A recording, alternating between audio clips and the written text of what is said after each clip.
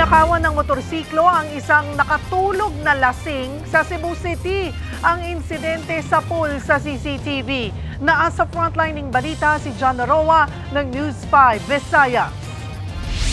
Sa kuhang ito ng CCTV, makikitang nilapitan ng lalaki ang isa pang lalaking natutulog sa gilid ng kalsada sa Cebu City.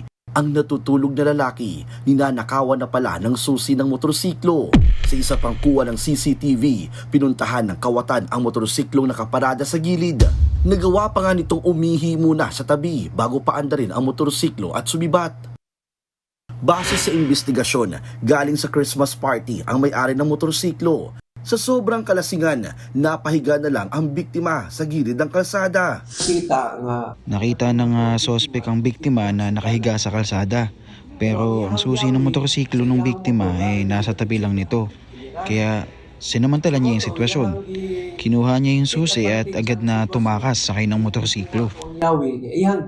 Sa ginawang backtracking ng mga pulis, napag-alamang isinangla ng suspect ang motorsiklo kapalit ng 7,000 pisong halaga ng shabu. Nabawi naman ang motorsiklo pero pinaghahanap pa ang suspect. At dahil hindi naman nakitaan ng illegal na droga, makaharap lang sa paglabag sa anti-fencing law ang taong pinagsanglaan ng motorsiklo. Nagbabalita mula sa frontline, John Naroa, News 5, Visayas! Mga kapatid, Cheryl Cosing po.